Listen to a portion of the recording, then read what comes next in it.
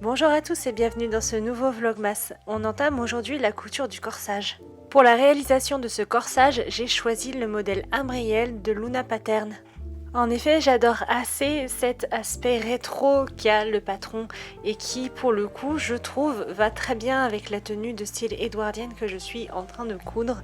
Et même si techniquement la coupe et le décolleté ne correspondent pas à l'époque édouardienne, j'ai tout de même voulu le réaliser dans ce patron.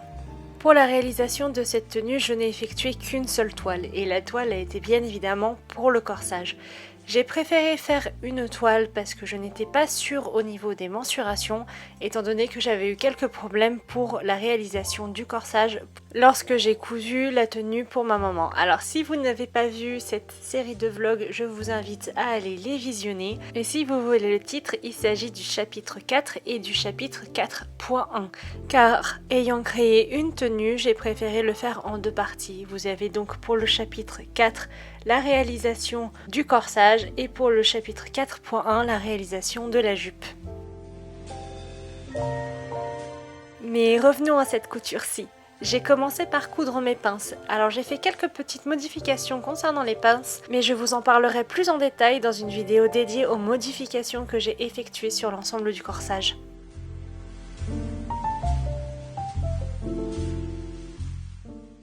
Pour la réalisation du corsage, j'ai dû effectuer beaucoup de modifications. C'est pour ça que je prévois une vidéo complète pour les modifications liées uniquement au corsage.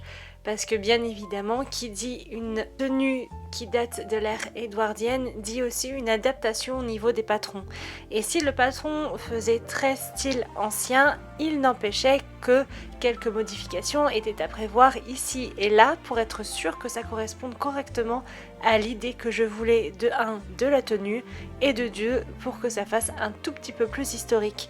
Bien que ma tenue ne soit pas complètement historique puisqu'elle est d'inspiration édouardienne, je voulais tout de même qu'on y retrouve quelques codes de cette ère-là d'un point de vue vestimentaire et d'un point de vue décoratif pour pouvoir accentuer cet esprit de tenue édouardienne et bien évidemment c'était la même chose pour le corsage.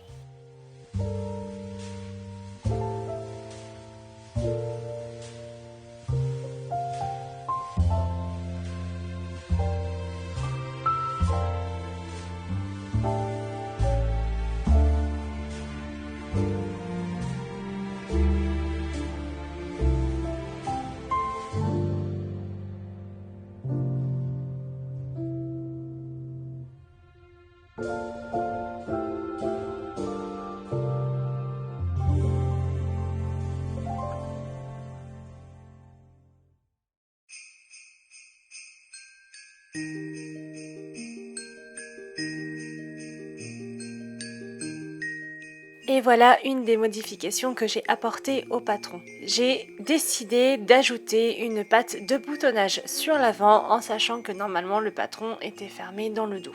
C'est d'ailleurs aussi pour cette raison que j'avais décidé d'effectuer une toile pour être sûre que les modifications que j'allais faire étaient possibles et surtout que je n'aurais pas de problème ensuite à la couture puisque ça me permettait de voir le vêtement fini ou presque pour pouvoir avoir une idée de ce que ça donnerait à la suite.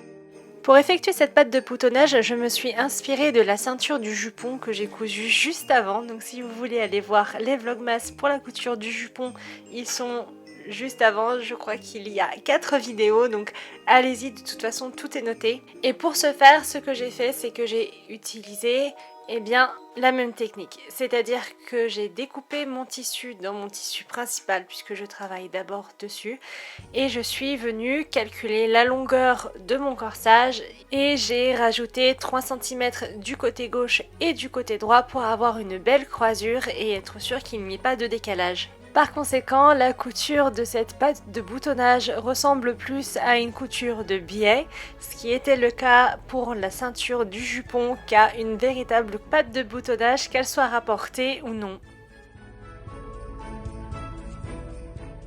Et si vous me suivez depuis un petit moment et que vous regardez mes vlogs avec assiduité, vous devez vous dire mais qu'est-ce qu'elle fait là? Ah, elle surpique! Oui, là j'ai décidé exceptionnellement pour cette patte de boutonnage de surpiquer mon tissu, d'une part parce qu'il y a un petit peu d'élastane dedans et que j'avais peur avec des points à la main que ça ne crée des jeux qui après fassent que mon tissu s'abîme ou même que mon fil casse assez rapidement.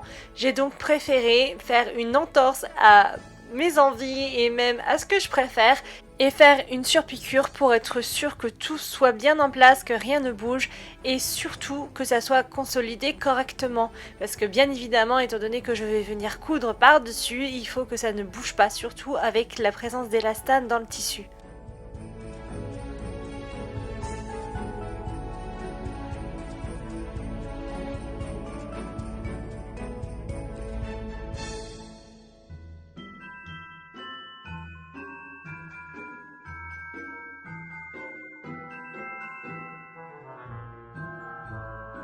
C'est sur cette étape que je vais vous laisser, ce vlogmas est maintenant terminé, j'espère qu'il vous aura plu.